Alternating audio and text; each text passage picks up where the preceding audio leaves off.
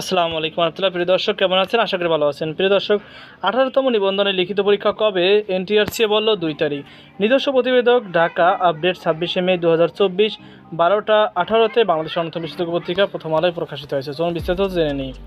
প্রিয় দর্শক, 18তম শিক্ষক নিবন্ধনে প্রিলিমিনারি পরীক্ষার ফল প্রকাশের পর এখন লিখিত পরীক্ষা কবে এ নিয়ে প্রশ্ন উঠেছে। বেসরকারি শিক্ষক নিবন্ধন প্রত্যয়ন কর্তৃপক্ষ এনটিআরসি বলেছে, জুলাই মাসে 2 তারিখে প্রাথমিকভাবে ভাবা হয়েছে, শীঘ্রই এটা চূড়ান্ত করে ফেলা হবে। এনটিআরসি সচিব ওবায়দুর রহমান প্রথম আলোকে বলেন, আমরা ভেবেছি জুলাই মাসের 12 বা 13 তারিখ লিখিত পরীক্ষা নেব।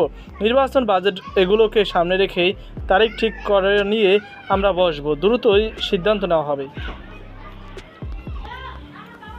বেসরকারি শিক্ষক নিবন্ধন ও প্রত্যয়ন কর্তৃপক্ষ 15ই মে 18তম শিক্ষক নিবন্ধনের প্রিলিমিনারি পরীক্ষার ফল প্রকাশ করে। এতে উত্তীর্ণ হয় 4,09,81 জন প্রার্থী। উত্তীর্ণ পরীক্ষার্থীদের সংখ্যা স্কুল পর্যায়ে 2 পর্যায়ে 29,516 জন, স্কুল পর্যায়ে 2,21,652 জন এবং কলেজ পর্যায়ে 2,28,813 জন সহ মোট 4,79,981 জন।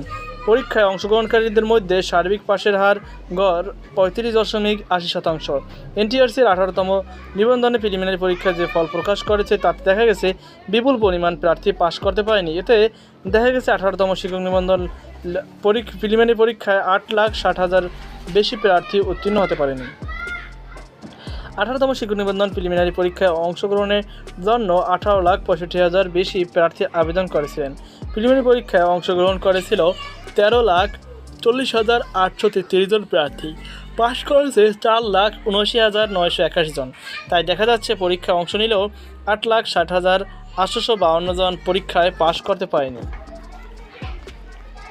গত 15ই মার্চ 18তম শিক্ষক নিবন্ধনের স্কুল সমপর্যায়ে ও স্কুল 2 প্রিলিমিনারি পরীক্ষা অনুষ্ঠিত হয়েছে। এদিন সকাল 9:30 থেকে 10:30 পর্যন্ত দেশের 8টি বিভাগে 24টি জেলায় শহরে এ পরীক্ষা অনুষ্ঠিত হয়। একই দিন বেলা 3:30 থেকে বিকেল 4:30 পর্যন্ত কলেজ পর্যায়ে পরীক্ষা অনুষ্ঠিত হয়। এর আগে গত বছর 17 ডিসেম্বর 17তম শিক্ষক নিবন্ধন পরীক্ষার চূড়ান্ত ফল প্রকাশিত হয়। এতে চূড়ান্তভাবে উত্তীর্ণ হয়েছে 23,985 জন। এতে প্রিলিমিনারি পরীক্ষায় 1,51,436 জন প্রার্থী উত্তীর্ণ হয়েছিল। পরে উত্তীর্ণ 1,04,825 প্রার্থী 5 ও 6 মে লিখিত পরীক্ষায় অংশ নেন। তো প্রিয় দর্শক, এই ছিল আমার সর্বশেষ আপডেট তথ্য। এর সঙ্গে আপনার কোনো মতামত থেকে থাকলে অবশ্যই কমেন্টে জানাবেন। সকল বাধা থাকুন। আজকে পর্যন্ত আল্লাহ হাফেজ।